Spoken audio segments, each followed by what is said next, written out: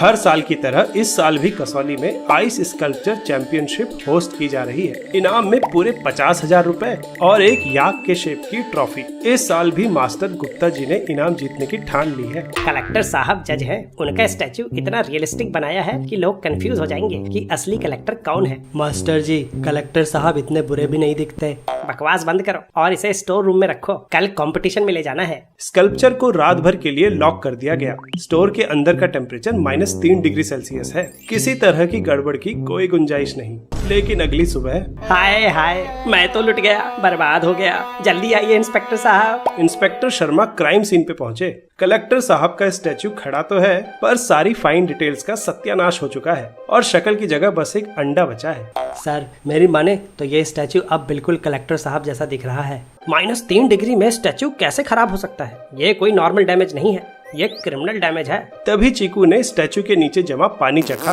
Statue का test तो बहुत खारा है। अरे क्राइम सीन को मत चाटो। वैसे बर्फ खारी क्यों है? मैंने तो खारे पानी से बर्फ नहीं बनाई थी। -3 डिग्री टेम्परेचर में खारे पानी की बर्फ बना भी नहीं पाओगे। भला ऐसा क्यों? इसके लिए समझना होगा कि आइस बनती कैसे है। सामान्य तापमान पर वाटर के मॉलिक्यूल्स लगातार रैंडम मोशन करते रहते हैं। पानी को ठंडा करने पर मॉलिक्यूल्स की काइनेटिक एनर्जी यानी स्पीड कम हो जाती है। फ्रीजिंग पॉइंट तक ठंडा किए जाने पर वाटर के मॉलिक्यूल्स बहुत धीमे हो जाते हैं और हाइड्रोजन बॉन्डिंग के कारण मॉलिक्यूल्स एक दूसरे से जुड़कर एक हेक्सागोनल क्रिस्टल बना लेते हैं। लेकिन नमक घुलने के कारण पानी के मॉलिक्यूल्स को बर्फ के क्रिस्टल स्ट्रक्चर बनने में कठिनाई होती है। अब वाटर के मॉलिक्यूल्स को जुड़ने के लिए और कम टेम्परेचर चाहिए। तापमान कम होना मतलब फ्रीजिंग पॉइंट कम होना। कॉन्सेंट्रेटेड नमक का घोल फ्रीजिंग पॉइंट को -21 डिग्री सेल्सियस तक गिरा सकता है। इसको कहते हैं डिप्रेशन इन फ्रीजिंग पॉइंट। तो बेसिकली नमक ने स्टैचू का 4K वर्जन हटा के 144p वर्जन बना दिया। लेकिन मेरी बर्फ तो ऑलरेडी जम चुकी थी। जमी बर्फ का फ्रीजिंग पॉइंट कैसे कम किया? आइस की सतह पर पानी लगातार सॉलिड से लिक्विड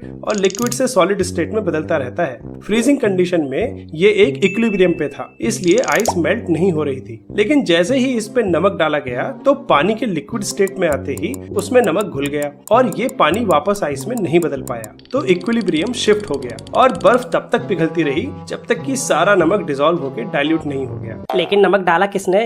मास्टर जी, नमक नॉर्मल टेबल सॉल्ट नहीं था, मुझे तो रॉक सॉल्ट का टेस्ट लगा। इतना सारा रॉक सॉल्ट तो रमाकांत बाबू के पास ही हो सकता है, उसी की फैक्ट्री है। अरे हाँ, उसने भी कंपटीशन में भाग लिया है।